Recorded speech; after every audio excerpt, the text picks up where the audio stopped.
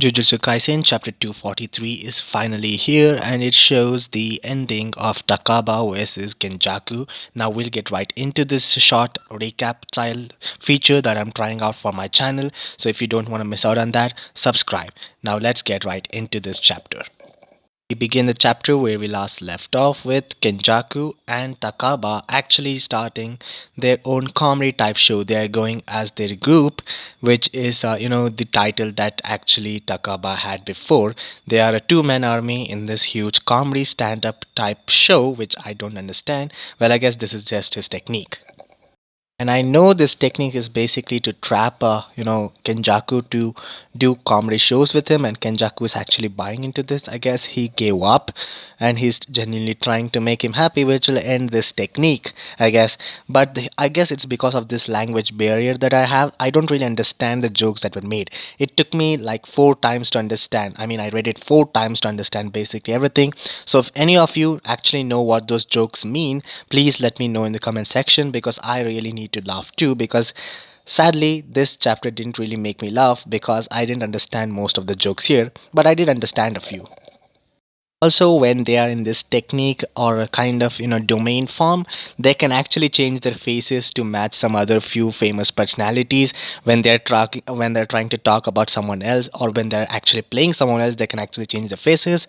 I didn't recognize any of the faces they change into, but I just thought that I would have to talk about this because it seemed funny to me.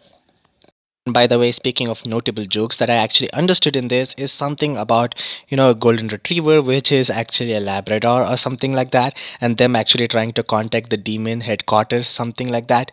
There was just like some fun stuff which I kind of understood, kind of didn't. So I'm really waiting for help from those guys who actually know everything on the comment section below.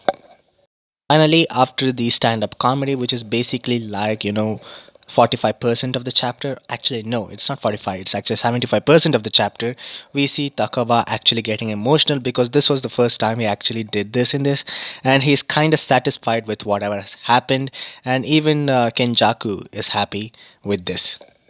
Finally, after talking about it for a while, we realized that the domain or the technique is gone. I sincerely forgot.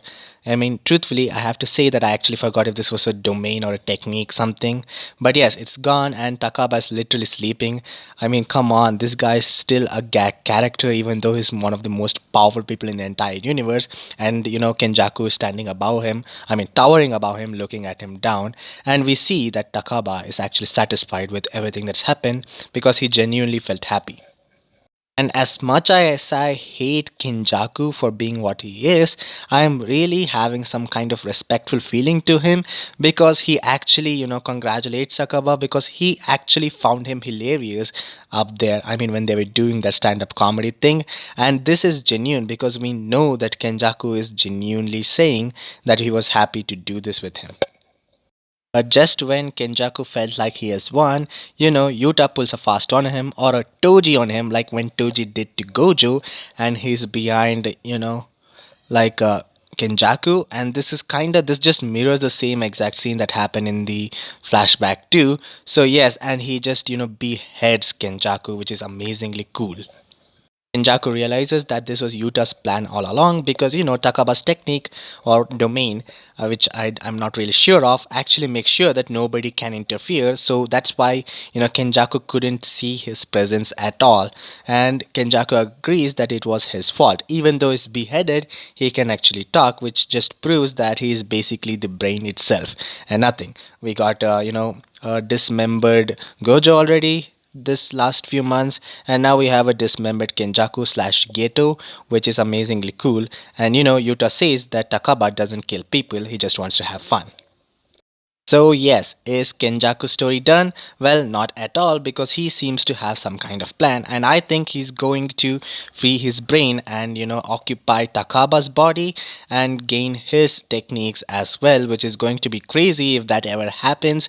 And I guess that is the most logical thing because it just looks like Yuta couldn't win this easily. This shouldn't be that easy as it sounds because I mean Yuta is now free to go and chase Sukuna whatsoever. We need someone to hold him here so that Yuji can fight Sukuna, right? That's the logical explanation I have. So that was all for what happened this chapter, guys. I hope you enjoyed it. Well, it's really short because I basically didn't understand the first half of the chapter.